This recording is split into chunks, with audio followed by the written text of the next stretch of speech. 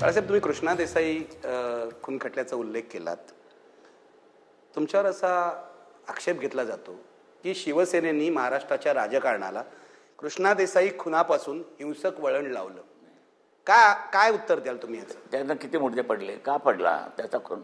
तो मला ठार करायला निघाला होता कृष्णा देसाई. हो, आणि कृष्णा देसाईंनी जवळजवळ 17 एक काहीतरी खून केले होते.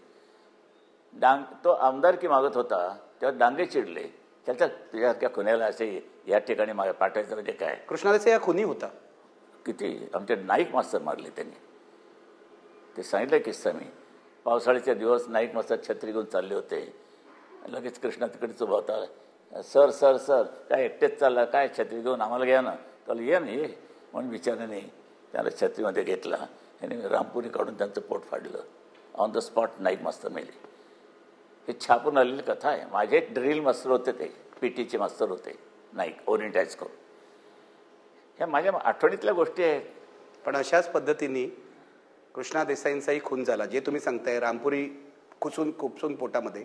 कारण या खून खटल्याचे जे आरोपी आहेत, दिलीप हाटे असतील, अशोक कुलकर्णी आहेत, यांच्याशी मी बोललेलो आहे. ते निर्दोष सुटले, पण ते शिवसैनिक होते, अत्यंत निष्ठावंत शिवसैनिक. अजूनही आहे. अजूनही अशोक वारला. दिलीप हाटे आता शिवसेनेत नाहीये. नाही, पण या मुलांनी कडवट आहे, पण राजकारणात बदल झालाय राजकारणात. पण या मुलांनी तो खून घडवून आणला.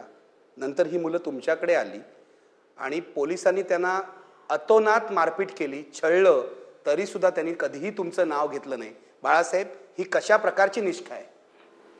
ते निष्ठा म्हणजे कसं काय उलगडा कसा करायचा, कसा होऊ शकतो, यालाच निष्ठा म्हणतात, असंच एवढं म्हणायचं बस, बाकी काही नाही.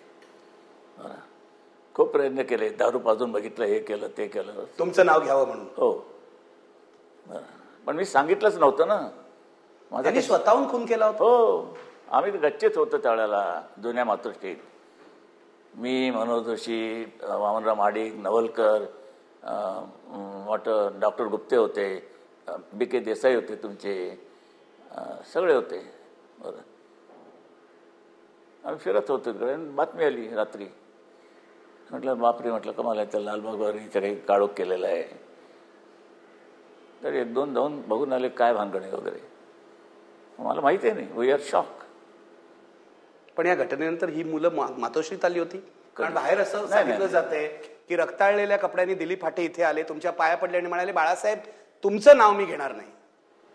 असं काही झालेलं नाही हो. काय कादंबरीकार काय होत नाही, ही लोक चांगले, सेल छान होईल, पण असं काही घडलेलं नाही.